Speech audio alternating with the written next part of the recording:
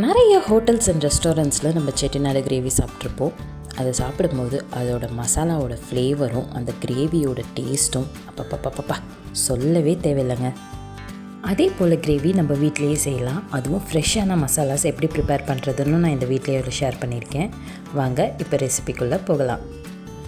இந்த ரெசிபி ஒரு ஷெஃபோட ரெசிபி தாங்க. நான் ட்ரை பண்ணி பார்த்துட்டு எனக்கு பர்ஃபெக்டாக வந்ததுனால இந்த ரெசிபியை உங்கள் கூட ஷேர் பண்ணிக்கிறேன். ஃபஸ்ட்டு கிரேவி செய்கிறதுக்கு தேவையான மசாலாஸ் எல்லாமே ரோஸ்ட் பண்ணி எடுத்துக்கலாங்க. மிளகு ஆட் பண்ணியிருக்கேன், தனியா ஆட் பண்ணியிருக்கேன், சீரகம், சோம்பு, கல்பாசி, அப்புறமா ட்ரை சில்லியும் ஆட் பண்ணிக்கிறேங்க. உங்களுக்கு எத்தனை சில்லி வேணுமோ அத்தனை ஆட் பண்ணிக்கலாம் காரத்துக்கு ஏற்ற அளவுக்கு.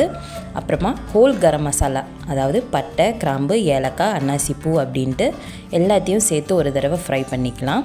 கடைசியாக அரை கப் அளவுக்கு துருவின தேங்காய் ஆட் பண்ணிவிட்டு தேங்காயிலேருந்து லேசாக எண்ணெய் பிரிஞ்சு வர அளவுக்கு ரோஸ்ட் பண்ணி எடுத்துக்கலாங்க.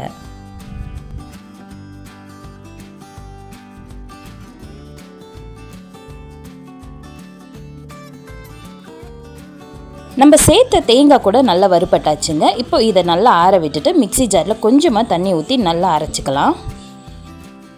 மசாலாஸ்லாம் ஃப்ரை பண்ண அதே கடாயில் ஒரு குழிக்கரண்டி அளவுக்கு ஆயில் ஆட் பண்ணிக்கிறேன். ஆயில் நல்லா சூடானதுமே தாளிக்கிறதுக்கு கொஞ்சமாக மிளகு, சீரகம், சோம்பு, ஒரு துண்டு பட்டை, 2 கிராம்பு, ஏலக்காய் ஆட் பண்ணிக்கிறேங்க. இது எல்லாமே எண்ணெயில் நல்லா பொரிஞ்சதுக்கப்புறமா ஒரு பெரிய சைஸ் வெங்காயத்தை நல்லா பொடிசாக கட் பண்ணி வச்சுருக்கேன். அதையும் இது கூட சேர்த்துக்கலாம்.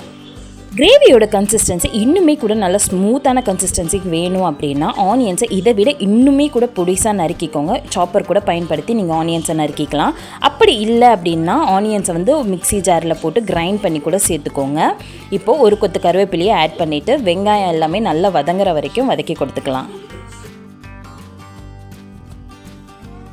ஆனியன்ஸ் எல்லாமே நல்லா வதங்கினதுக்கப்புறமா 1 டீஸ்பூன் அளவுக்கு ஃபுல்லாகவே நான் இஞ்சி பூண்டு பேஸ்ட் ஆட் பண்ணிக்கிறேங்க. எப்போவுமே இஞ்சி பூண்டு பேஸ்ட்டு நம்ம வீட்டில் அரைச்சது தாங்க நல்ல ஃப்ளேவர்ஃபுல்லாக இருக்கும். ஸோ ஷாப்பில் வாங்குகிற இஞ்சி பூண்டு பேஸ்ட் எப்போவுமே பயன்படுத்தாதீங்க. வீட்லேயே இஞ்சி பூண்டு பேஸ்ட் எப்படி அரைக்கிறதுன்னு நம்ம சேனலில் ஆல்ரெடியே போட்டிருக்கேன், செக் பண்ணி பாருங்கள். இஞ்சி பூண்டு பேஸ்ட் பச்சை வாசனை போனதுக்கப்புறமா 2 தக்காளியை பொடிசாக நறுக்கி சேர்த்துக்கோங்க. கொஞ்சமாக உப்பும் மஞ்சத்தூளும் சேர்த்துக்கலாம். அப்போ தான் தக்காளி சீக்கிரமாக வதங்கி கொடுக்கும். இது கூடவே 1 ஸ்பூன் அளவுக்கு ரெட் சில்லி பவுடரும் 1 ஸ்பூன் அளவுக்கு தனியாத்தூளும் நான் சேர்த்துக்கிறேன். உங்கள் காரத்துக்கு ஏற்ற அளவுக்கு மிளகாய் தூளை நீங்கள் அட்ஜஸ்ட் பண்ணிக்கலாம். கவனமாக இருக்கட்டும், நம்ம ஏற்கனவே அரைச்சிருக்கிற மசாலாலேயும் மிளகாயை ஆட் பண்ணியிருக்கிறதுனால இதில் நம்ம மிளகாயை சேர்க்கும் போது உங்கள் காரத்துக்கு ஏற்ற மாதிரி அட்ஜஸ்ட் பண்ணிக்கோங்க. இப்போ நான் கொஞ்சமாக தண்ணியை ஊற்றிட்டு நல்லா வதக்கி எடுத்துக்க போகிறேன். இந்த பேஸ் நல்லா குக் ஆயிருச்சுங்க. அடுத்து நம்ம க்ளீனாக வாஷ் பண்ணி வச்சுருக்கிற 3/4 கிலோ அளவுக்கு சிக்கனை இது கூட சேர்த்துட்டு நல்லா டாஸ் பண்ணி கொடுத்துக்கலாம்.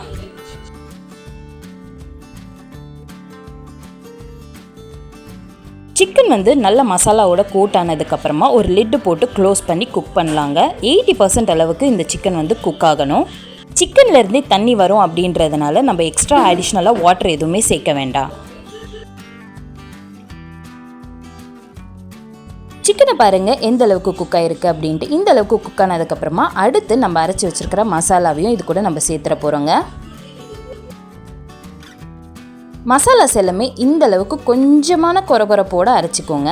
இப்போது சேர்த்துடலாம். எல்லா மசாலாவும் இதில் சேர்த்துட்டு கொஞ்சமாக தண்ணியை ஊற்றி இது கூடவே நல்லா வதக்கி கொடுத்துக்க போகிறோம். நம்ம சேர்த்துருக்கக்கூடிய மசாலாவில் கொஞ்சமான பச்சை வாசனை இருக்கும். அந்த பச்சை வாசனை போகிற வரைக்கும் குக் பண்ணி கொடுத்துக்கலாம். நடுவில் ஒரு வாட்டி மிக்ஸ் பண்ணி கொடுக்க மறந்துடாதீங்க. கிரேவி கம்ப்ளீட் ஆகிற நேரத்தில் 1 டேபிள் ஸ்பூன் அளவுக்கு நல்லெண்ணெயை சேர்த்துக்கலாம். ஒரு கொத்து கருவேப்பிலையும் கொஞ்சமாக கொத்தமல்லியும் கட் பண்ணி ஆட் பண்ணிக்கலாம். அவ்வளவுதாங்க, நம்ம சூப்பரான டேஸ்டியான செட்டிநாடு சிக்கன் கிரேவி ரெடி ஆயிருச்சு. நிறைய பிராண்ட்ஸில் இன்ஸ்டண்ட்டாக செட்டிநாடு சிக்கன் செய்கிறதுக்கான மசாலாஸ் இருந்தாலுமே நம்ம வீட்டிலையே ரெடி பண்ணி செய்யக்கூடிய செட்டிநாடு சிக்கன் கிரேவிக்கு டேஸ்ட்டே தனிதாங்க.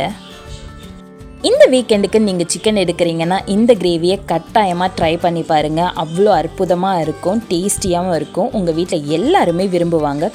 உங்களுடைய எம்மியான லஞ்ச் ரெஸ்டாரண்ட்டில் போய் சாப்பிட்டது ஒரு ஃபீல் இருக்கும். உங்களுக்கு எங்களை போலவே சிக்கன் பிடிக்கும் அப்படின்னா இந்த வீடியோக்கு லைக் கொடுங்க. மறக்காமல் இந்த ரெசிபியை ட்ரை பண்ணி பாருங்கள். உங்களுக்கு வேறு என்ன ரெசிபிஸ் எல்லாமே ட்ரை பண்ணி காட்டணும் அப்படின்றதையும் கீழே கமெண்ட்டில் ஷேர் பண்ணுங்கள். அடுத்த வீடியோவில் அடுத்த ரெசிபியோட சந்திப்போம். டாடா, பாய்.